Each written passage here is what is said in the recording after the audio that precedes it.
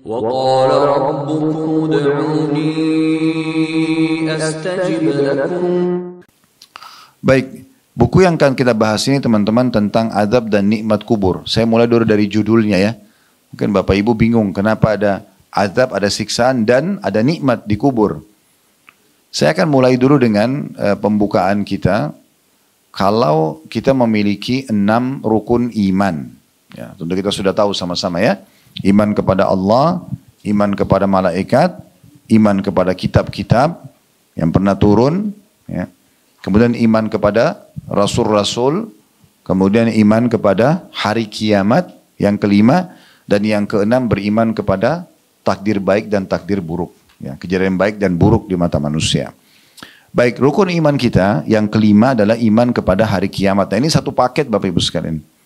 Satu paketnya itu adalah prosesi kematian. Mungkin tidak asing kita biasa mendengar ada kerabat kita meninggal, atau bahkan ada yang menyaksikan langsung meninggal. Mungkin di rumah sakit begini juga tidak asing, ada ibu lagi melahirkan meninggal atau bayinya meninggal. Nah, ini dibahas dalam Islam dengan sangat rinci. Prosesi kematian itu apa yang sedang terjadi sehingga manusia itu tadinya bisa ngomong, bisa melihat, tiba-tiba nggak bisa. Ya, gitu. Itu namanya mati, diringkaskan dengan 4 huruf ini. Nah, itu ada penjelasan dalam agama dalam rukun iman kita yang kelima. Jadi ada prosesi kematian, setelah kematian kemana ruh itu? Yang tadinya bisa menggerakkan jasad ini kemana dia? Ada namanya alam barzah. Ya. Alam barzah itu yang biasa kita bawa jenazah ke kuburan. Nah, disitulah alam barzah. Dalam Islam, kita kalau lewat kuburan dianjurkan mengucapin salam, mendoakan mayit. Ya. Di antara doa yang kita dianjurkan, Assalamualaikum ahlal kubur. Semoga keselamatan tercurahkan buat kalian wahai penghuni kuburan. Ya.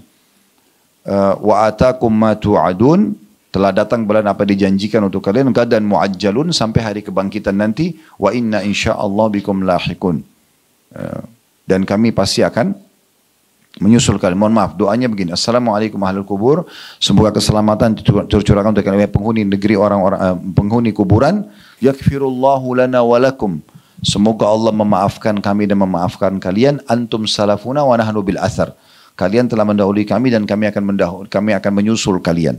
Ini diantara doa. Kalau Bapak Ibu ketik di Google doa ziarah kubur misalnya, maka akan keluar itu ajarannya. Jadi kita kalau lewat kuburan itu bukan kalau mungkin mata orang hidup gundukan tanah sama batu nisan, sebenarnya di dalam itu ada kehidupan. Makanya kita ucapin salam. Dalam doa yang lain Nabi SAW ajarkan Assalamualaikum ahlad diyari minal muslimina wal mu'minin. Semoga keselamatan tercurahkan untuk kalian penghuni negeri orang-orang muslim dan orang-orang mukmin. Wa inna insyaallah bikum lalahikun. Kami dengan izin Allah akan menyusul kalian. As'alullah lana wa lakumul afiyah. Aku memohon kepada Allah untuk kami dan untuk kalian keselamatan. Dalam riwayat lain, Assalamualaikum dara qaumin mu'minin. Semoga keselamatan tercurahkan untuk kalian penghuni negeri orang-orang beriman. Wa atakum ma tu'adun, telah datang kepada kalian apa yang telah dijanjikan, gadan muajjalun, sampai hari yang telah ditentukan hari kiamat, wa inna insyaallah bikum lahikun, dan kami insyaallah akan menyusul kalian. Jadi itu rangkaiannya. Meninggal, apa yang terjadi? Ruhnya dicabut oleh malaikat, kemudian lalu pindah ke alam barzah, kuburan tersebut. Nah, di kuburan ini itu ada penjelasan khusus, nanti akan kita bahas. Ini satu buku ini khusus membahas masalah itu. Kejadian apa sebenarnya di kuburan? Apa yang terjadi di sana? Apakah beda antara orang yang suka sholat, tutup aurat, cari pendapatan halal, gitu, terus bertutur kata jujur dalam pekerjaannya, dengan orang yang tidak sholat, manipulasi data, suka ganggu orang? Apakah ini sama?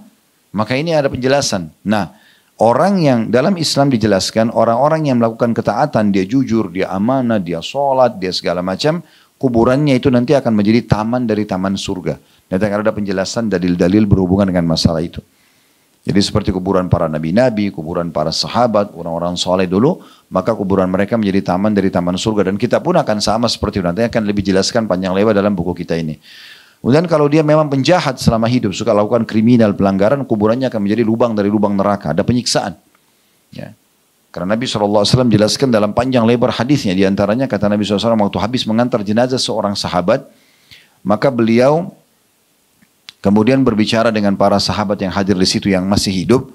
Sesungguhnya kalau seseorang di antara kalian yang beriman meninggal dunia, maka akan datang 3 sosok malaikat. Akan datang 3 sosok malaikat. Yang dua malaikat rahmah, kasih sayang yang membawa kain kafan dari surga. Yang satu malaikat maut di ubun-ubun kepalanya. Yang akan berkata kepadanya, hai jiwa yang baik, keluarlah kepada pengampunan Tuhanmu. Ya. Allah jelaskan dalam Al-Quran, ya ayyatuhan nafsul mutmainnah, irji' ila rabbiki radiyatan mardiyah. Wahai jiwa yang penuh dengan ketenangan, karena selama hidup diisi dengan ketaatan-ketaatan kepada Allah, dia nikmati halal, dia tinggalkan yang haram, maka ruhnya disuruh oleh Allah SWT kepada para malaikat, sampaikan suruh keluarkan ruh yang tenang itu. Maka ruhnya keluar, kata Nabi SAW dalam hadis yang sahih, itu ibarat seperti air yang keluar dari mulut kendi. Jadi bagaimana kalau kita keluarin air dari teko misalnya, kan cepat sekali dari mulutnya itu ya. Mulut teko itu, begitulah ruhnya orang beriman akan keluar. Belum sesaat keluar, maka akan diambil oleh malaikat rahmah. Dibungkus dengan kain kafan dari surga, dibawa ke langit. Ini prosesi gaib yang kita tidak tahu, tapi ini penyampaian dalam agama. Jadi kita punya gambaran, oh ternyata ada yang terjadi loh di sana. Dan memang dalam Islam ini kita sudah diajarkan dari awal penciptaan Nabi Adam manusia dari tanah, lalu Allah suruh malaikat sujud, dalam surah Al-Baqarah diceritakan, ya, dan banyak surah-surah dan ayat-ayat yang lain, sampai akhirnya turun-temurun kita sekarang, dan sampai akhirnya kita akan kembali nanti ke akhirat sana, dan ujungnya ada surga dan neraka, dan sudah dirincikan secara rinci surga itu seperti apa, dari tanahnya, pohon-pohonnya, pakaiannya, bidadari dan bidadaranya, para malaikat yang menyambut depan pintu, istana-istananya, dan juga neraka sudah dirincikan bagi para pembangkang, dari siksaan yang paling sederhana sampai yang paling berat. Jadi semua sudah diberikan bocorannya sebenarnya. Maka beruntung kita kalau belajar, karena kita jadi tahu, oh ternyata ini loh yang terjadi. Beda dengan orang-orang yang tidak faham, mereka tidak tahu, sehingga tidak ada arah dan tujuan hidupnya. Dia tidak perlu tahu mana halal, mana haram, karena bagi dia tidak ada hukuman nanti atau tidak ada balasan dari kebaikan dia. Terjadilah ya kriminalisasi di mana-mana gitu ya, kriminal terjadi di mana-mana. Kita kembali ke hadis tadi, maka kata Nabi SAW, begitu ruhnya keluar sesaat, jadi kalau bapak ibu punya orang tua, kerabat meninggal dalam keadaan Islam seperti itu, akan dipegang oleh malaikat rahmah dibungkus dengan kafan dari surga, lalu dinaikkan ke langit. Belum sesaat, atau saat dia tiba di langit pertama, karena langit ini ada 7 lapis langit ya. Dalam surah Al-Mulk kita biasa baca, alladzi khalaqa sab'a samawatin tibaqa. Allah menciptakan 7 lapis langit tibaq, bersusun. Yang pertama ini yang kita lihat depan mata kepala kita biasanya, itu langit pertama namanya. Di atasnya masih ada 6 lapis langit lagi. Yang jelas Bapak Ibu sekalian, pada saat itu diketuklah pintu ya, langit itu oleh 2 malaikat yang membawa ruh orang beriman ini, dan malaikat penjaga langit akan mengatakan, kata Nabi SAW, siapa orang ini? Penjaga malaikat rahmah akan mengatakan ini kepada penjaga langit tadi, ini adalah Fulan bin Fulan, disebutkan namanya yang terbaik di dunia. Kemudian setelah itu, maka dibukakan baginya pintu langit, lalu naiklah dia. Semua malaikat di langit, kata Nabi Muhammad SAW, berharap ruh itu lewat di sisi mereka. Karena ruhnya mengeluarkan bau lebih wangi dari kasturi. Ya, semoga kita termasuk insya Allah ini.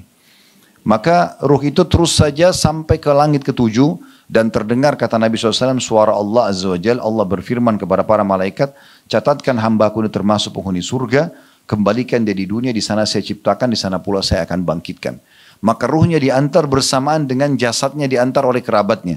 Jadi kalau kita biasa pikul jenazah itu belum ada ruhnya. Tapi begitu dia sampai di kuburan, maka ruhnya dimasukkan kembali ke dalam kuburan tersebut.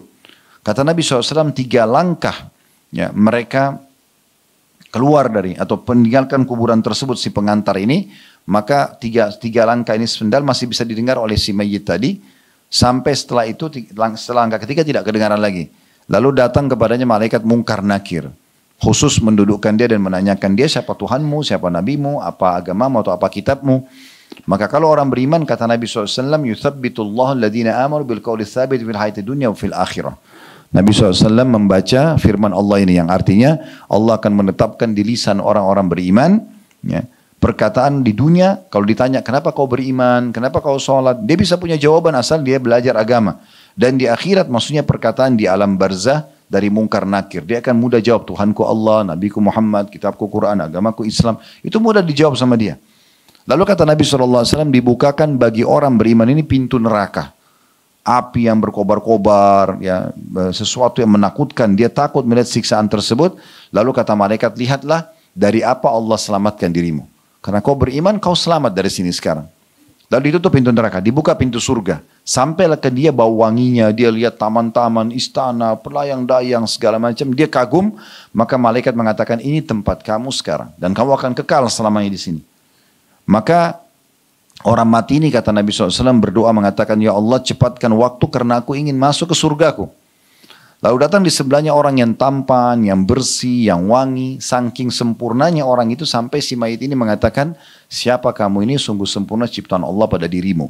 Maka orang itu mengatakan, saya amal solehmu yang akan menemani kau sampai hari kiamat. Jadi sholat yang Bapak Ibu kerjakan, sedekah, bakti sama orang tua, apalah baca Quran, berzikir, semua yang kita kerjakan dari amal-amal ibadah ini, maka akan terwujud dalam bentuk makhluk yang sempurna di kuburan nanti. Dia bilang, saya amal soleh akan menemani kau sampai hari kiamat. Lalu Allah berfirman kepada para malaikat di kuburan, bentangkan kuburan hambaku ini seluas pandangan matanya.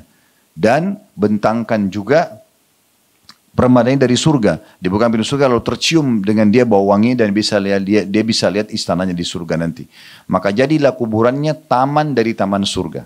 Nah ini makna daripada judul kita, azab dan nikmat. Ada nikmat di kuburan itu. Nikmat bagi orang-orang yang beriman. Ya. Selama dia meninggal dalam keadaan beriman, maka kuburannya menjadi taman dari taman surga. Apakah para syuhada yang meninggal di medan perang, kayak teman-teman kita sekarang di Palestina, semoga Allah tolong mereka, Allah berikan kemenangan. Ini butuh luar biasa doa dari kita, dan apapun yang kita mampu kita harus bantu mereka. Ya. 2 juta lebih saudara kita di Gaza sekarang yang betul-betul lagi dibombardir, mereka butuh sekali bantuan dari kita. Ya. Insya Allah mudah-mudahan kita minimal bantu dengan doa. Kalau ada kumpulan donasi yang terbuka, bisa juga Anda ikut misalnya ya. Karena kita tidak mungkin menggunakan jasad kita sampai pemerintah kita sendiri yang izinkan. Kalau tidak maka kita tidak bergerak gitu kan. Maka ini penting. Tapi mereka yang meninggal mati syahid itu adalah mati yang mulia. Dan mati-mati yang lain. Kuburannya jadi taman dari taman surga. Kemudian kalau orang kafir terbalik, kata Nabi SAW, akan datang kepadanya 3 sosok malaikat. 2 malaikat penyiksa membawa kain kafan dari neraka, dan 1 malaikat maut di ubun-ubun kepalanya yang akan mengatakan kepadanya, hai jiwa yang busuk, keluarlah kepada murka Tuhanmu. Maka ruhnya tidak mau keluar, kata Nabi SAW. Ruhnya berserakan di tubuhnya. Maka malaikat maut akan menarik dengan keras, ibarat seperti bulu domba yang dibasahkan lalu dililitkan di pohon berduri, kemudian ditarik dengan keras sehingga berantakanlah bulu domba itu. Dan saat dia keluar, maka pada saat dia keluar dibungkus dengan kain kafan dari neraka, kemudian dinaikkan ke langit. Baru di langit pertama saja itu malaikat penjaga langit menolak. Malaikat penjaga langit menolak. Dia mengatakan, siapa fulan ini? Maka malaikat dari neraka yang bawa kain kafan dari neraka tadi yang membungkus ruhnya mengatakan, ini fulan bin fulan. Disebutkan namanya yang paling buruk di dunia. Lalu kemudian para malaikat mengatakan di langit, semoga roh ini tidak lewat di sisi kami. Jadi tidak dibuka pintu langit, dan mereka semua berharap memohon kepada Allah agar roh ini tidak lewat di sisinya. Kata Nabi Muhammad SAW, karena roh itu mengeluarkan bau lebih busuk dari bangkai. Wa na'udzubillah. Kemudian setelah itu Allah berfirman kepada para malaikat, catatkan hambaku ini termasuk penghuni neraka, kembalikan dia di dunia, di sana saya ciptakan, di sana pula saya bangkitkan. Diantar ruhnya bersamaan jasadnya diantar oleh kerabatnya. Begitu masuk ke dalam kuburan, 3 langkah pengantar pulang, maka di saat itulah ya bisa atau mereka atau dia akan kedatangan malaikat mungkar nakir dan bisa melihat malaikat, dan malaikat itu akan menanyakan kepadanya pertanyaan tadi, siapa Tuhanmu, siapa nabimu, apa kitabmu, dan seterusnya. Dia tidak bisa jawab.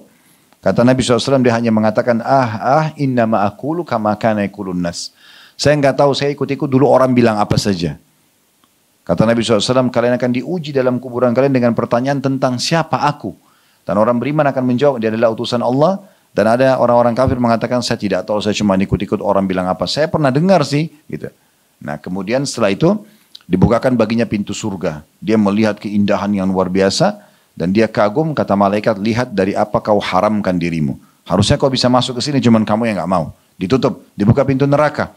Sampai kepadanya bau busuknya, panasnya. Dia ketakutan, kata malaikat, ini tempat kau sekarang dan kau tidak akan pernah bisa selamat darinya. Maka si mayit ini, kata Nabi SAW, berikan bocoran buat kita. Mengatakan, ya Allah jangan kau cepatkan waktu karena aku tidak ingin masuk ke nerakaku. Datang di sebelahnya orang yang buruk, tampangnya menakutkan, baunya busuk sekali. Lalu dia bilang, siapa kamu ini? Maka orang itu mengatakan, saya amal burukmu yang akan menemani kau sampai hari kiamat. Jadi, na'udzubillah, zina, riba, apalah bohong, menipu, memukul, membunuh, semua ini akan jadi wujud makhluk yang akan menakutkan nanti di kuburan, akan menemani orang ini. Lalu kemudian pada saat itu kata Nabi SAW, Allah utus kepadanya malaikat yang membawa sebuah besi. Yang besi itu kalau seluruh jin dan manusia bersatu untuk membalikkan saja mereka tidak akan mampu karena beratnya. Semua jin dan semua manusia miliaran jumlahnya, mereka tidak mampu membalikkan kalaupun mereka bersatu. Malaikat ini kata Nabi SAW, Allah utus tanpa punya pendengaran dan penglihatan. Ya. Bagaimana Allahu alam. Tapi dia akan menghantamkan besi itu ke kepala mayit ini, maka mayit itu akan hancur lebur dan teriak. Teriakannya didengarkan oleh semua makhluknya Allah kecuali jin dan manusia. Kalau jin dan manusia mendengarkan teriakan tersebut, maka mereka akan meninggal seketika. Jadi saking kerasnya. Tapi hewan-hewan segala macam dengar. Kalau jin sama manusia tidak mendengar. Lalu kemudian dalam riwayat Bukhari yang lain, Allah akan buat dinding kuburannya akan menjepit sampai tulang rusuknya seperti ini. Kemudian hancur, diutuhkan kembali. Kemudian begitu terus sampai menjelang hari kiamat. Maka terjadi cambukan dan jepitan. Cambukan dan jepitan terus begitu. Kata Nabi SAW, maka jadilah kuburannya lubang dari lubang neraka. Maka itu ada siksaan sampai menjelang hari kiamat nanti. Nah ini kenapa dikatakan dalam judul kita azab dan nikmat kubur. Karena memang keadaannya akan seperti itu. Keadaannya akan seperti itu yang disampaikan oleh Nabi SAW.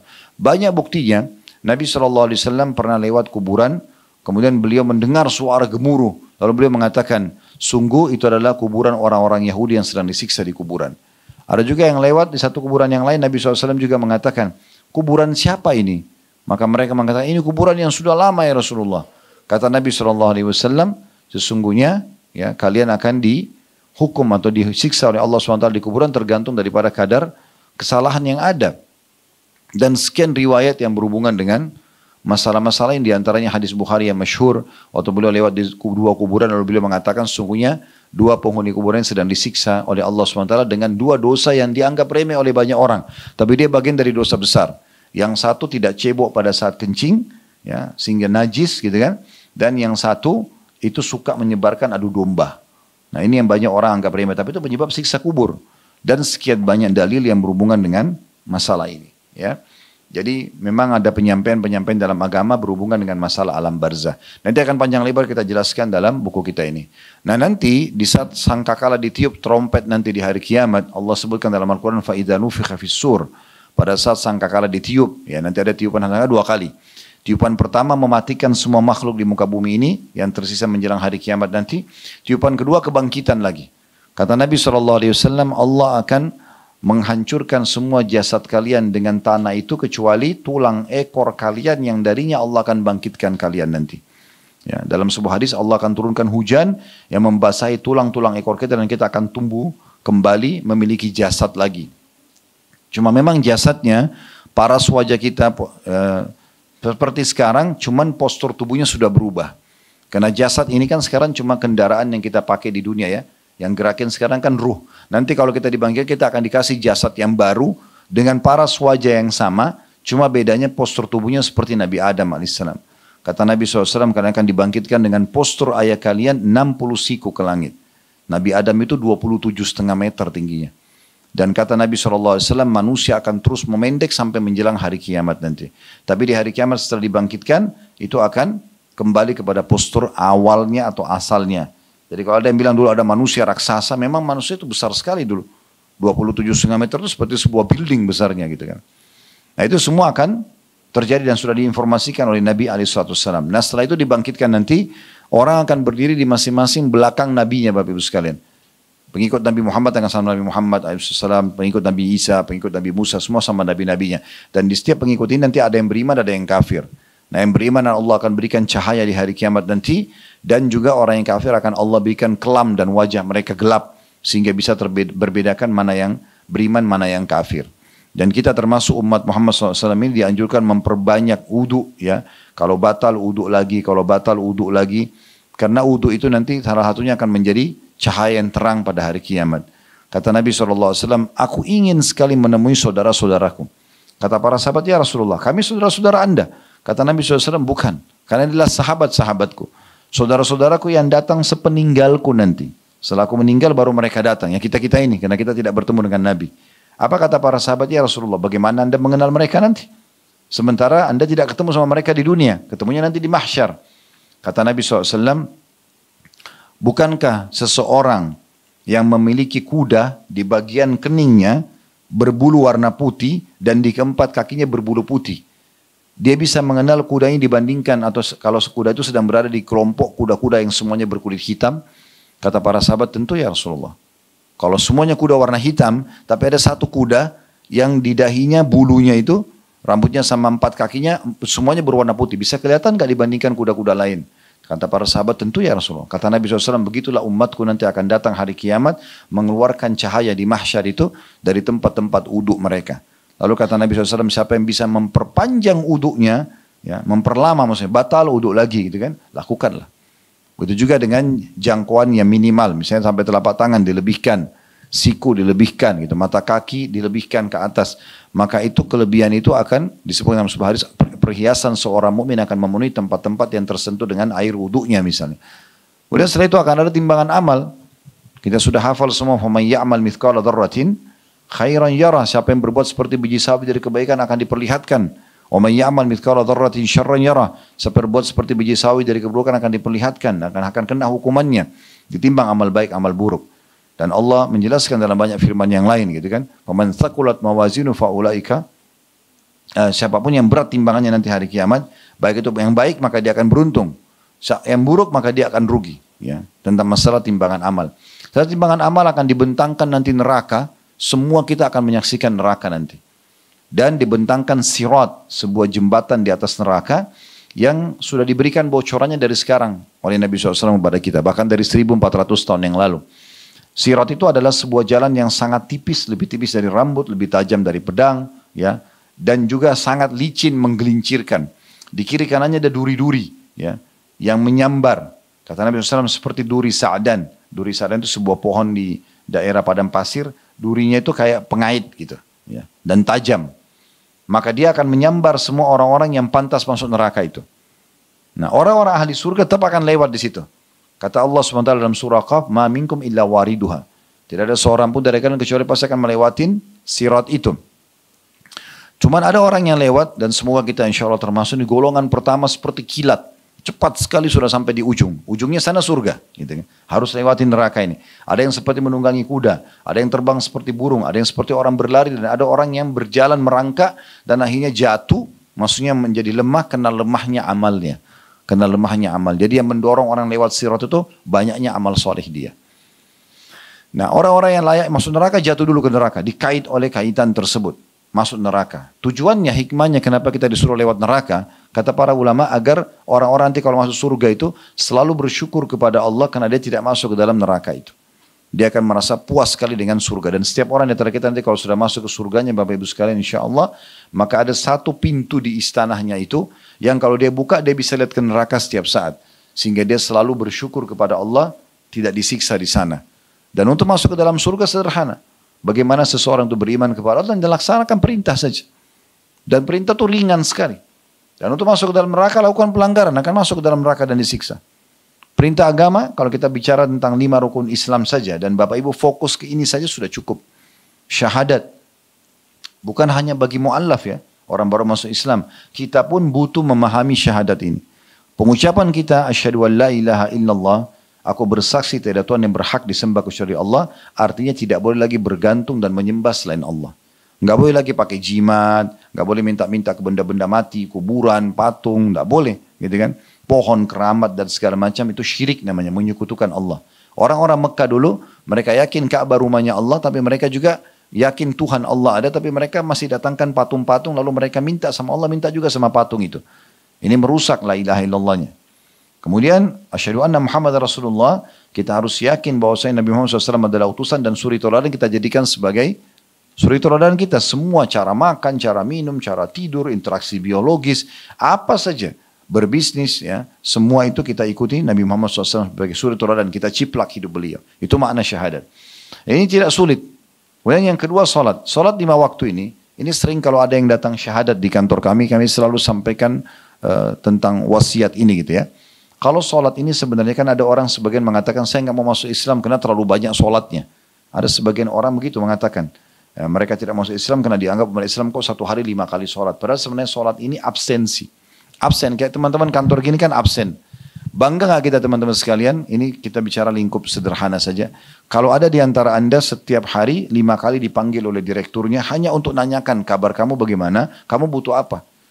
Dan dipenuhi kalau kita sampaikan, oh saya lagi butuh untuk anak saya lagi butuh untuk bayar utang saya. Semua dipenuhi 1 hari 5 kali. Itu gimana? Itu sholat begitu absensi. Makanya antara azan dan iqamah itu waktu mustajab. Waktu diterimanya doa. Kita disuruh sampaikan. Apa saja sampaikan. Absen. Dan kata Nabi SAW antara sholat dengan sholat yang lainnya pembersihan dosa di antara keduanya. Kesalahan yang terjadi dimaafkan di saat itu. Tinggal kita bagaimana khusyuk dan ikhlas untuk sholat tadi. Menjaga tata cara, gerakan dan juga bacaan yang benar. Ikuti syarat-syarat yang benar. Maka akan terpenuhi semuanya. Dan ini 5 waktu sholat ini tidak ngambil waktu lama. Ya. Paling lama 10 menit. Ya. Mungkin orang yang soleh banget itu 10 menit sholatnya. Gitu. Subuh 10 menit, duhur, asar, maghrib, isya. Sebentar sekali orang sholat. Kita bicara wajibnya, kita tidak bicara sunnahnya dulu ya. Kita bicara wajib. Sunnah itu tambahan. Bapak ibu kerjakan, tidak kerjakan itu tidak. Kerjakan dapat pahala, tidak dikerjakan tidak berdosa. Tapi itu pelengkap nanti. Cuma yang sholat 5 waktu ini saja. Kalau 10 menit berarti kita habiskan cuma 50 menit dalam sehari. Sehari full ya, 24 jam. Berarti kita masih punya 23 jam plus 10 menit waktu untuk aktivitas yang lainnya. Ini aja absensi nih. Dan sederhana gerakan sudah kita bisa mudah pelajari, bacaan kita juga mudah hafal gitu. Yang ketiga, zakat. Zakat ini pensucian harta saya bilang cuma setahun sekali. Itu pun memenuhi 2 syarat. Haul, masa setahun. Misalnya Ramadan ke Ramadan. Dan yang kedua nisab, kadar minimalnya 85 gram emas. Kalau kita hitung sekarang misalnya 1 juta 1 gram, berarti kita punya 80 gram emas. Ya. Kalau itu bertahan 1 tahun, tabungan dan investasi kita, dikeluarkanlah 2,5% untuk pensucian harta itu. Setahun sekali. Kalau dalam 1 tahun ini, misalnya 12 bulan ya, Ramadan ke Ramadan. Mulai Ramadan, misalnya mulai kita Syawal, Zulqa'dah, Zulqa'dah, atau Masihnya misalnya Januari ke Januari. Supaya mudah difahami aja. Januari, Februari, Maret, April sampai Desember, semuanya dalam 12 bulan itu, stabil 85 gram emas uang kita atau tabungan atau investasi kita, baru keluar zakat 2,5%. Tapi kalau dalam 6 bulan misalnya berjalan, Januari sampai bulan Juli atau bulan Juni, sempurna nih, 85 gram emas stabil dia, karena kita punya tabungan investasi. Bulan Juli misalnya, bulan ke-7 atau ke-8 turun dari 85 gram emas karena anak kita sakit butuh biaya sekolah atau biaya rumah sakit, maaf. Kemudian biaya sekolah segala macam atau kita butuhan mendesak, tiba-tiba di bulan ke-7 turun nisab kita. Turun dari kadar 85 gram emas tabungan kita atau investasi kita. Maka nisab atau hitungan haul yang pertama 6 bulan itu dianggap batal. Nanti kita akan mulai hitung lagi nisabnya, kadar minimalnya itu di bulan yang memang stabil sampai 12 bulan ke depan. Yang keempat Ramadan, puasa wajib saja setahun sekali. Ini adalah terapi kesehatan. Puasa adalah terapi kesehatan. 11 bulan kita boleh makan, minum, apa saja. Ya, panas, dingin, asam, pedas. Ini kalau badan kita robot bisa rusak. Gitu. Allah subhanahu wa ta'ala berikan kita terapi setahun sekali. Ramadan sebulan penuh itu untuk kesehatan. Dan mungkin teman-teman di dunia medis tidak asing dengan penelitian di masa kita sekarang. Bagaimana manfaatnya orang puasa. Dan di masa kita sekarang lagi ada ya terapi-terapi kesehatan untuk diet ya dengan puasa, memperbanyak puasa itu kan selalu dilakukan. Karena emang perut kita ini banyak sekali mendatangkan sumber permasalahan. Dan Nabi SAW sudah mengatakan tidak ada bejana yang lebih buruk yang diisi oleh manusia dibandingkan perutnya. Kalau dia tidak kontrol akan jadi penyakit buat dia. Nah Ramadan datang untuk itu. Selain punya keutamaan yang lain, puasa adalah kewajiban, dapat pahala dan seterusnya. Jadi ini setahun sekali saja. Kemudian yang kelima terakhir haji, ini juga bagi yang mampu saja. Sekali seumur hidup. Ya. Kalau sudah sekali dilakukan sudah selesai, gugur dari kewajiban selama dia mampu. Kalau tidak mampu berarti tidak ada kewajibannya. Ini saja 5. Ya, tidak ada yang lain sebenarnya. Maksudnya yang wajib ya. Kalau yang lain sifatnya sunnah itu tambahan. Makanya pernah ada orang satu badui datang kepada Nabi Muhammad SAW lalu berkata begini, ya Rasulullah, maaf, dia belum masuk Islam. Dia datang ke masjid lalu dia mengatakan, siapa di antara kalian yang bernama Muhammad? Maka Nabi Muhammad SAW itu lagi muttaki itu kayak letakin sikunya di lantai, kakinya ngelonjor gitu, lagi ngobrol santai dengan para sahabat. Maka Nabi SAW mengatakan saya. Lalu orang itu mengatakan, saya ingin bertanya kepada anda, apakah boleh? Kata Nabi SAW, silahkan. Dia bilang baik. Saya ingin tanya, siapa yang meninggikan langit ini? Yang membuat langit seperti ini siapa? Orang itu tanya kepada Nabi Muhammad SAW. Kata Nabi SAW, Allah. Lalu saya tanya lagi, siapa yang menghamparkan bumi? Sehingga bisa cocok tanam di situ, bisa tinggal di atasnya, bisa jalan berpicak, bisa ambil hasilnya. Ini siapa yang menghamparkan bumi? Kata Nabi Muhammad SAW, Allah. Lalu orang itu lagi bilang, siapa yang menancapkan gunung-gunung? Yang banyak gunung berapi, ada gunung batu. Ini siapa yang tancapin? Yang menata semua ini jumlahnya banyak begini. Kata Nabi SAW, Allah. Maka orang itu mengucapkan kata-kata yang membuat Nabi Muhammad SAW tadi lagi santai, tiba-tiba serius gitu. Duduk. Karena orang itu bilang, hai Muhammad, saya tanya kepadamu atas nama Allah yang meninggikan langit, yang menghamparkan bumi, yang menancapkan gunung-gunung. Apakah Allah mengutus anda kepada kami? Perkataan ini berat sebenarnya, sangat luar biasa, berbobot. Maka Nabi SAW lagi duduk santai, duduk tiba-tiba. Serius lalu mengatakan, iya. Dengan tidak ada keraguan, benar. Maksudnya saya diutus oleh Allah yang telah meninggikan langit, menghamparkan bumi, menancapkan gunung-gunung.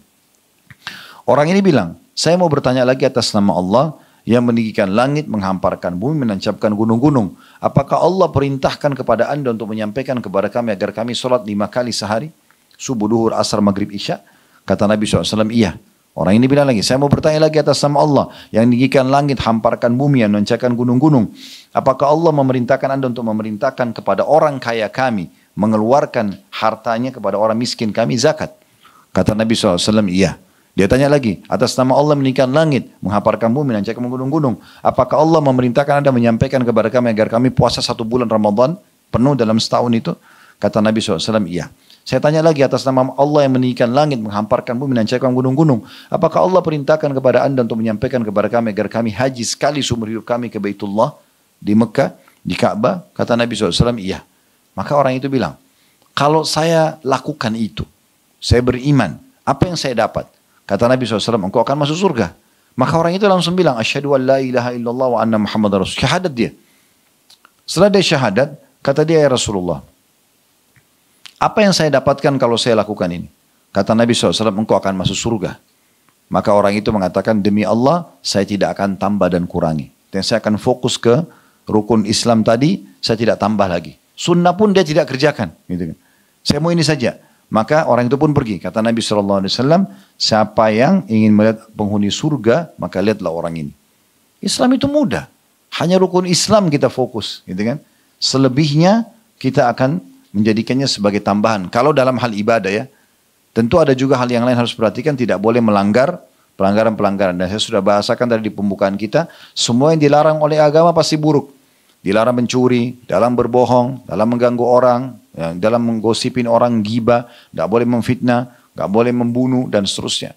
Semua itu buruk, jadi kalau kita tinggalkan otomatis kita akan aman dari hukuman Allah subhanahu wa ta'ala. Nah ini gambarannya Bapak Ibu sekalian. Jadi kita kembali tadi, sebenarnya orang yang mengikuti agama ini akan mendapatkan panduan hidup dan jelas kemana arahnya. Nah nanti akan ada surga dan neraka, orang yang patut masuk surga dan orang yang membangkang akan masuk ke dalam api neraka.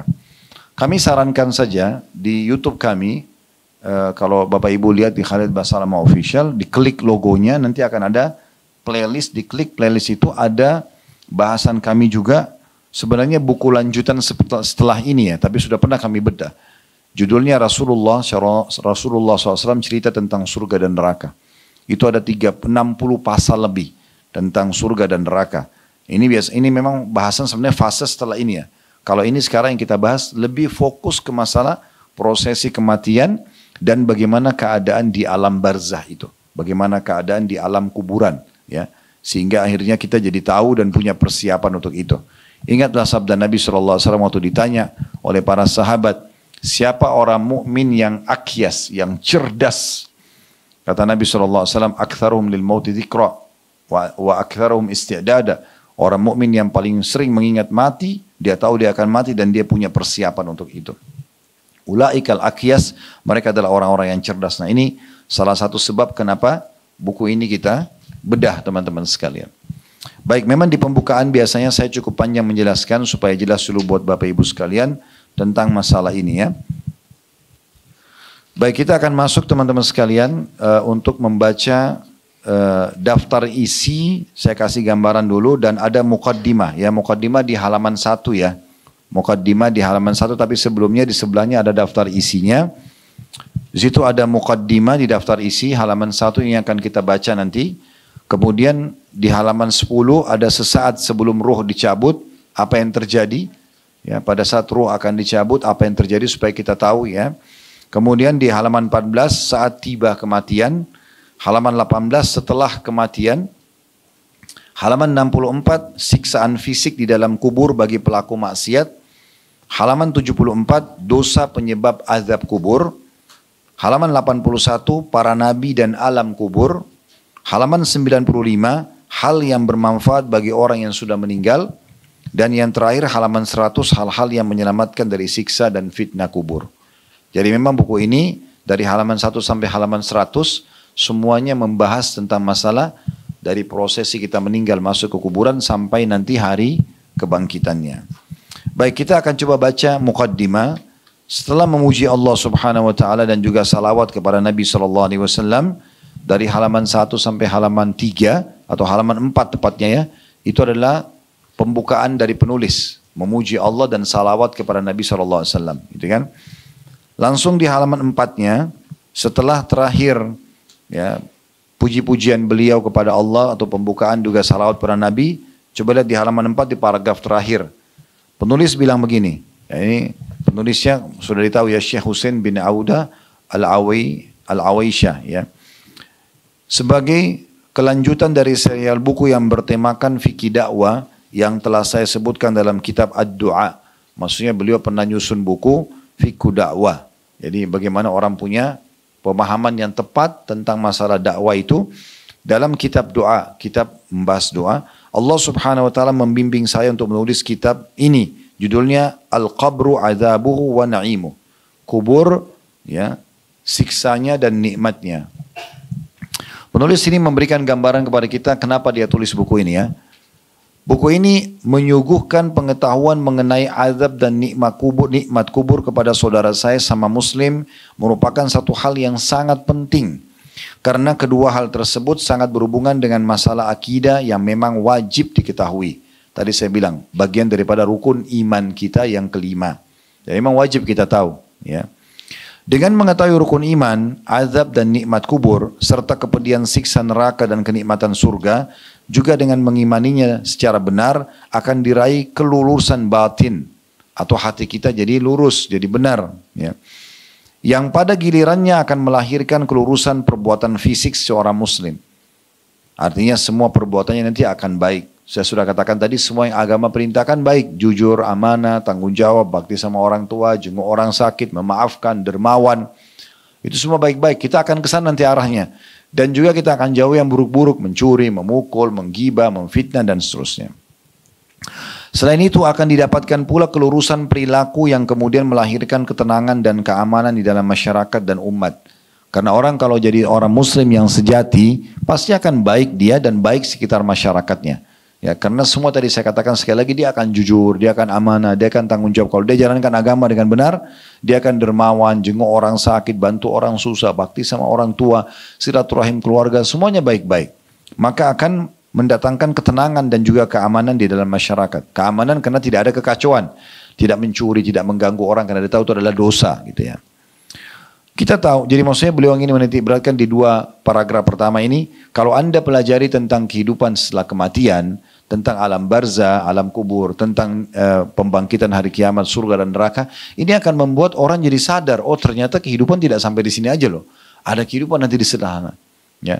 Dan di sana akan ada kehidupan surga yang balasan bagi yang baik dan neraka bagi orang yang membangkang. Jadi kita tidak bisa mengatakan, oh saya di dunia pernah mencuri tapi nggak ada yang tahu kok, nggak ada hukuman. Nggak, kalau kita nggak taubat di akhirat akan ada hukumannya. Sebagaimana juga kita sudah bertahun-tahun sholat, kita bertahun-tahun berdoa, berzikir, silaturahim keluarga, bekerja cari rezeki halal, ini akan ada balasannya dari perbuatan-perbuatan kebaikan itu. Kata beliau sebenarnya kita tahu bahwa penyebab kehancuran secara individu maupun kelompok berawal dari tidak adanya pengendali dan pencegah. Adapun pencegah dan pengendali paling efektif hanyalah keimanan kepada Allah Subhanahu wa taala dan perasaan selalu diawasi serta beriman kepada para malaikat, nikmat dan azab kubur, surga dan neraka dan perkara lainnya yang wajib diimani baik itu ketika sedang sendiri maupun di halayak ramai sembunyi ataupun terang-terangan. Pengawas yang paling bagus adalah iman kepada Allah. Kita tahu kita punya Tuhan Allah, Dia menciptakan kita, Dia mengawasi kita, dan Dia selalu saja menyiapkan balasan yang baik bagi orang yang berbuat ketaatan, dan hukuman yang berat bagi orang yang membuat dosa, maka itu akan jadi pengontrol yang luar biasa. Orang akan terawasi. Orang itu kalau dekat sama Allah, pasti baik hidupnya. Terkontrol semuanya. Karena dia akan takut pada Tuhannya akan dihukum kalau dia melanggar, dan dia selalu kejar kebaikan karena dia sedang mengejar janji yang sedang dijanjikan pada perbuatan baik yang sedang dia kerjakan. Seorang mukmin sebelum mengerjakan atau mengatakan sesuatu dituntut untuk senantiasa mempertimbangkannya dengan parameter ketakwaan kepada Allah Subhanahu wa taala serta mengingat surga dan neraka. Ini sebagai contoh. Jadi kita sebagai seorang muslim sebelum ngomong, lisannya mengucapkan kata-kata apapun selalu dikontrol dengan keimanannya, dan juga dia mempertimbangkan ini. Ini kata-kata saya akan membawa ke surga atau ke neraka. Juga nikmat dan azab kubur. Nanti akan mendatangkan nikmat atau akan mendatangkan siksa di kuburan. Dengan cara seperti ini, tidak ada yang terlihat dari diri seorang mukmin kecuali perbuatan-perbuatan yang baik saja. Nah, jadi manfaatnya Bapak Ibu belajar tentang masalah kematian, kuburan, kehidupan setelah kematian kita lah ya, termasuk ujungnya nanti surga dan neraka, itu akan membuat kita betul-betul terkontrol, terawasi. Kita merasa kita hanya selalu mengejar apa yang dibolehkan dan mengejar pahalanya dan selalu menjauhi apa yang dilarang. Sudah kami jelaskan dan kami ulangi lagi. Semua yang diperintahkan semuanya baik-baik dan semua yang dilarang adalah yang buruk-buruk. Sungguh pun kata beliau, ada perbuatan tidak layak yang dia lakukan dan membuat Allah tidak rela. Maka dia akan merasakan bahwa siksa neraka dan kubur itu lebih dekat kepadanya daripada tari sendalnya sendiri. Jadi kalau dia punya keimanan, kapan dia langgar, misalnya maaf Bapak Ibu, ada orang berzina misalnya, atau ada orang melakukan dosa apa sajalah, awal pasti yang datang dalam hatinya ketakutan. Itu sinyal dari Allah Subhanahu wa taala supaya jangan dia lakukan. Tidak ada orang yang mau buat dosa kecuali Allah datangkan sifat atau rasa takut ini. Mau zina masuk ke hotel misalnya, mau ketemu diam-diam yang tidak halal. Beda kalau suami istri. Kalau halal pasti dia akan merasakan ketentraman jiwa. Mau berangkat, mau safar, mau biologis, mau punya anak sekian banyak, gak ada kekhawatiran. Halal sama haram perbedaannya di situ. Begitu juga orang kalau mau membunuh, mau mencuri, ya, mau apa saja Allah datangkan kekhawatiran. Kalau dia tidak mau sadar, tetap aja diterabas sama dia, maaf, dia lakukan perbuatan dosa tersebut, maka Allah datangkan peringatan lebih besar lagi. Tiba-tiba dia ketahuan, ya, mungkin sama orang-orang yang dekat-dekat dulu, ya, tapi dia belum dihukum berat. Dia tetap ulangi lagi, maka akan datang yang lebih berat. Sampai ketahuan dan hanya masa menggebukin pencuri. Ada bahkan yang sampai mati terbunuh, gitu kan. Orang yang berzina ada yang rubuh, gempa hotelnya, rubuh, akhirnya dia meninggal dalam kondisi, ya, mengenaskan, su'ul khatimah, orang biasa agama kita mengatakan kematian yang buruk, ya, wa na'udzubillah. Maka seperti itu keadaannya. Jadi Allah Subhanahu wa taala, sungguh pun kata beliau, ada perbuatan tidak layak yang dia lakukan, misalnya dosa dan membuat Allah tidak rela, maka dia akan merasakan bahwa siksa neraka dan kubur itu akan lebih dekat kepadanya daripada tali sendalnya sendiri. Dan setiap saat Allah akan datangkan rasa takut dan penyesalan sebelum dia kerjakan dan sesudah dia kerjakan, agar dia takut kepada Allah dan takut akan siksaannya. Karena itu, dia tidak akan merasakan ketenangan dan kebahagiaan sama sekali sehingga dia beristighfar dan bertobat pada Allah Subhanahu wa taala. Yang pada akhirnya dia kembali kepadanya. N-nya besar kata ganti Allah, dengan meneteskan air mata penuh kehusyuan dan penyesalan. Jadi perlu saya titik beratkan Bapak Ibu sekalian ya, semua sumber permasalahan dalam hidup kita 4 huruf saja. Dosa. Enggak ada sumber yang lain. Permasalahan hidup kita ini semua kalau ada datang ujian, datang segala macam itu dosa. Karena kalau orang taat, secara rasional kayak Anda kerja di perusahaan seperti ini misalnya. Anda patuh ikuti peraturan, ya, selalu on time kalau kerja, memberikan pelayanan yang terbaik segala macam. Anda kan pasti akan dapat prestasi kan. Nama Anda harum, dapat gaji yang dijanjikan, fasilitas yang dijanjikan akan diberikan. Kalau Anda melanggar, maka Anda sangat dekat dengan SP misalnya surat peringatan 1, 2, 3 nanti bisa di PHK misalnya. Nama Anda akan rusak. Nah seperti itu sebenarnya. Ini miniaturnya. Di alam semesta ini juga, di kehidupan kita yang lebih luas lagi Allah Subhanahu wa taala berikan seperti itu. Ya. Jadi orang yang patuh akan mendapatkan kebahagiaan, ketenangan jiwa, dan orang yang melanggar akan dapat hukuman-hukuman, ya. Dan tidak ada cara yang terbaik. Mohon maaf bagi yang diuji oleh Allah Subhanahu wa taala Mungkin sudah lama ingin menikah, belum menikah. Mungkin sudah lama pengen punya anak, gak dikasih anak. Mungkin sudah lama ingin lebih baik ekonominya, belum dikasih sama Allah SWT. Mungkin ada hal-hal yang membuat dia sumpah, gundah, gelisah. Maka sumbernya adalah dosa. Kita segera kembali kepada Allah Subhanahu wa taala. Kata beliau di situ. Jadi tidak ada yang terbaik bagi orang yang merasakan seperti ini kecuali dia taubat kepada Allah, akhirnya dia kembali kepadanya dengan meneteskan air mata penuh kekhusyuan dan penyesalan. Wudu, salat, sujudkan kepala, tuangkan semua kepada Allah. Ya Allah, kalau seandainya perkara permasalahan ini karena dosa hamba-Mu, maafkanlah. Ya. Dengan paradigma berpikir yang baik seperti inilah umat Islam dahulu mampu menyebarkan dakwah ya di penjuru dunia. Sedangkan umat sekarang sama sekali bodoh akan hal yang besar ini. Kecuali karena itu tiada yang mereka dapatkan kecuali kehancuran akhlak dan moral. Karena itu pula umat ini merugi dan dengan hilangnya kebahagiaan dan ketenangan sehingga solidaritas dan kasih sayang antara pemeluknya hilang. Jadi Anda perlu kuatkan apa yang disampaikan di paragraf ini dengan kisah Umar radhiyallahu anhu. Umar itu, Bapak Ibu sekalian, berkuasa 10 tahun. Dari tahun 13 Hijriah sampai tahun 23 Hijriah.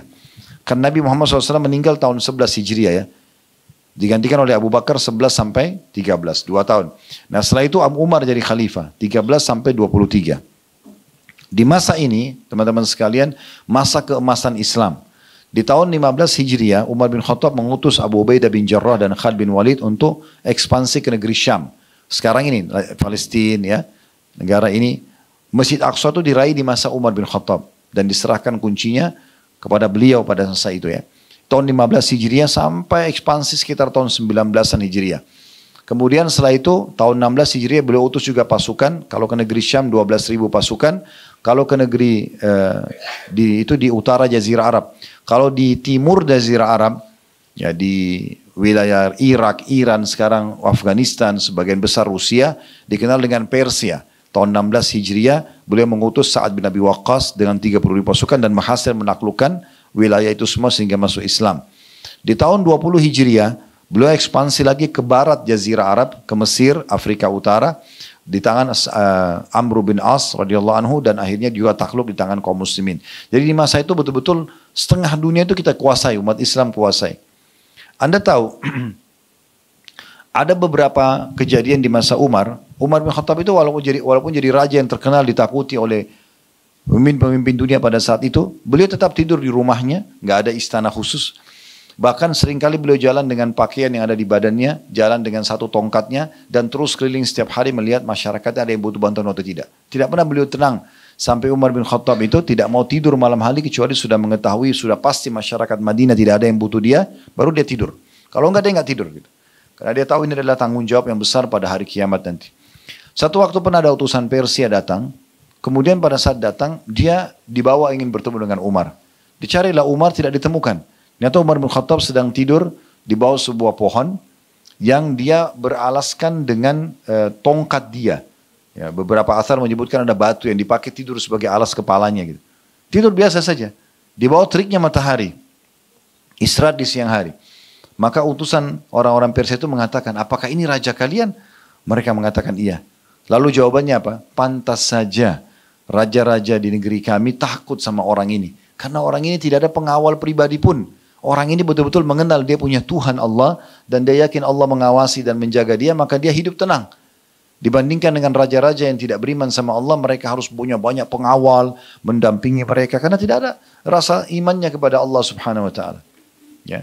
Satu lagi utusan yang lain membawa hadiah cukup banyak ke Madinah, lalu bertemu dengan Umar bin Khattab. Kemudian pada saat itu dia kaget melihat, dia tanya orang-orang Madinah, mana istananya Umar, raja kalian?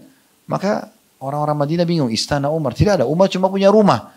Lalu kemudian ditunjuklah, kamu lurus ke sebelah kanan, dia belok, lurus semua belok kanan. Datanglah orang tersebut ke arah itu, tidak ditemukan ada orang-orang. Semua biasa, rumah-rumah masyarakat biasa. Ada satu orang kebetulan lagi jemur baju dan menunggu di bawah pohon. Maka utusan orang Persia ini mengatakan, saya mau tanya, hai Muslim, di mana raja kalian yang terhormat, yang mulia, Umar bin Khattab? Maka orang yang di bawah pohon itu bilang, ada apa kamu cari Umar? Dia bilang, saya ingin membawa, ada utusan, ada bahan, ada hadiah-hadiah yang kami bawa ini untuk kami berikan kepada beliau gitu, untuk diberikan gitu kan. Maka Kata Umar, bagaimana kalau yang di depan kalian adalah Umar? Ternyata Umar bin Khattab waktu itu Bapak Ibu sekalian lagi menjemur bajunya. Jadi dia punya baju 2 lembar, yang satu dijemur, yang satu dipakai. Dia cuci sendiri. Lalu kemudian utusan tersebut turun dari kuda lalu mengatakan, apakah anda betul Raja Umar? Dia bilang, iya. Kata dia, pantas saja raja-raja di negeri kami segan dengan anda. Bahkan dunia tunduk kepada anda. Anda bahkan tidak ada pengawal satupun. Dan cuci baju sendiri sebagai raja. Nah, orang-orang beriman kepada Allah Subhanahu wa taala Bapak Ibu sekalian, begini keadaannya. Mereka bukan tidak boleh nikmati dunia, tapi karena keimanannya kepada Allah mereka merasa tentram, mereka merasa bahagia. Ini yang disinggung oleh penulis di paragraf ini ya. Jadi saya ulangi sedikit, dengan paradigma berfikir yang baik seperti inilah umat Islam dahulu mampu menyebarkan dakwah di penjuru dunia. Sedangkan umat sekarang ini sama sekali bodoh akan hal yang besar ini. Maksudnya beriman kepada Allah, beriman pada akhirat, yakin bahwasanya kematian akan datang dimanapun dan kapanpun. Semua perbuatan baik akan ada balasannya, semua perbuatan buruk akan ada hukumannya. Karena itu tiada yang mereka dapatkan kecuali kehancuran akhlak dan juga moral. Karena itu pula umat ini merugi dengan hilangnya kebahagiaan dan ketenangan sehingga solidaritas dan kasih sayang antara pemeluknya hilang. Ya seperti kasus sekarang teman-teman kita di Palestina, jarang sekali orang yang mau peduli. Seakan-akan itu bukan masalah agama. Padahal orang 2 juta lebih di Gaza sedang dibombardir, sedang diblokir. Itu butuh sekali dengan kita. Seakan-akan karena kita masih kurang secara keimanan dan berpikir masalah akhirat ini, oh enggak perlu pikirin mereka, yang penting kan saya tidak kena. Ini pemahaman yang keliru, ini masalah agama, masalah keimanan. Harus setiap orang di antara muslim ini peduli dengan itu. Yang punya kekuatan militer bisa membantunya, itu membantunya. Orang membantu dengan harta, bantu harta. Orang bantu dengan doa, bantu dengan doa. Dan tidak ada yang lebih ringan daripada doa itu. Kita tidak punya udzur di sisi Allah Subhanahu wa taala kalau kita tidak mendoakan kebaikan dan keselamatan buat mereka. Lalu selanjutnya mereka, kata penulis, telah mengabaikan nilai-nilai perjuangan dan pengorbanan di jalan Allah sehingga membuat musuh sangat berminat menguasai mereka. Dan umat-umat lain akan mengurumuni mereka sebagaimana orang-orang lapar mengurumuni hidangan makanan. Maka kerugianlah yang didapat dan kerugian di akhirat lebih pahit rasanya nanti. Ya, maksudnya kalau orang tidak punya iman tentang hari kiamat ini, tentang alam barzah, timbangan amal, surga dan neraka, orang tidak akan peduli untuk memperjuangkan agamanya, mempraktikkan dalam hidup atau membela agamanya, itu membela muslimin yang sedang tertindas. Akan tetapi kata beliau, agama ini adalah pelita, cahaya dan petunjuk yang menerangi jalan orang-orang yang menelusurinya. Agama ini akan menerangi jalan bagi umatnya. Dan agama inilah yang membangkitkan kehidupan dalam hati manusia dan menyatukannya. Dan agama ini pula yang merobek-robek kebencian dan permusuhan. Seorang kalau beragama, satu sisi yang lain juga akan mendatangkan hal-hal yang baik. Menjaga persatuan dan kesatuan, karena agama melarang untuk membuat kerusakan. Dan juga menghilangkan rasa benci dan permusuhan dalam hati, itu hanya agama saja. Agama inilah yang akan mengembalikan keagungan, kebahagiaan dan kemuliaan. Semua itu terwujud jika kita semua berpegang teguh dengannya. Namun pernahkah kita memikirkan hal tersebut? Tak lupa saya sampaikan, kata penulis, ucapan terima kasih sebanyak-banyaknya bagi setiap orang yang telah membantu saya dan untuk menulis risalah ini, terutama guru saya mulia, beliau mengatakan Muhammad Nasiruddin Albani, beliau sebutkan nama gurunya. Ini termasuk adab yang baik, kita berterima kasih pada guru-guru yang pernah mengajarkan kepada kita. Beliau memberikan kepada saya kitabnya yang belum sempat dicetak pada waktu itu, yaitu kitab Sahih At-Targhib Tarhib, ini nama judul buku. Sebuah kitab yang sangat saya butuhkan dalam menyusun risalah ini. Semoga Allah SWT membalas semua kebaikan beliau. Hanyalah kepada Allah saya memohon, semoga risalah ini menjadi sebuah karya yang ditujukan demi mencari ridhonya, N-nya besar kata ganti Allah, semata. Semoga karya saya ini diterima oleh Allah. Juga saya berharap semoga saya dan semua saudara saya yang berjuang di jalan Allah mendapatkan perlindungan dari azab kubur dan neraka. Semoga Allah melimpahkan nikmat kubur dan surga kepada kita semua. Allahumma amin. Hanya kepada Allah pula kita berharap, semoga saja kebahagiaan dunia akhirat tercurah kepada kita semua. Sesungguhnya Allah Maha Kuasa atas segala sesuatunya. Nah, ini mukaddimah daripada buku kenapa penulis menyusun buku ini. Ya, harapannya agar umat Islam lebih mengenal Tuhannya, lebih mengenal janji-janji di akhirat nanti, dimulai dari alam barzah sampai ke surga dan neraka. Dan ini adalah tolok ukur, ya, bagaimana seseorang itu akan patuh menjalankan perintah karena dia mengetahui ada balasan di akhirat sana. Yang baik, berbuat baik atau taat akan mendapatkan balasan surga, yang buat kejahatan akan dapat neraka. Maka dengan ini perbuatan di dunianya akan baik secara otomatis. Orang jadi tidak berani berbuat pelanggaran karena dia tahu ada hukumannya. Orang jadi semangat berbuat dan konsisten menjaga kebaikan karena dia tahu ada balasannya. Jadi ini bahasannya. Dan ini insya Allah ke depannya kita akan masuk membahas tentang sesaat sebelum ruh dicabut. Nanti akan kita masuk dalam bahasan ini insya Allah. Poin demi poin pada pertemuan kita yang akan datang nanti. Seperti apa ya yang perlu kita fahami pada saat ruh itu akan dicabut. Ya. Tentu kita berbeda dengan orang-orang ateis yang sama sekali tidak pernah berpikir tentang masalah adanya Tuhan, adanya malaikat yang datang ya untuk mencabut ruh tersebut. Saya bahkan pernah melihat ada satu cuplikan kamera tercanggih sekarang sengaja diletakkan di satu jenazah orang yang mau meninggal ya di satu kuburan di satu rumah sakit di Eropa. Mereka cuma mau tahu ada apa sebenarnya dalam prosesi kematian itu. Mereka datangkan kamera, mereka cuma lihat tadinya warna merah. Ya, kemudian berubah menjadi biru tiba-tiba dari kakinya, menjadi dingin, suhu tubuhnya jadi turun, sampai akhirnya di kepalanya dan orang itu sudah tidak bergerak lagi. Dan mereka tidak punya jawabannya.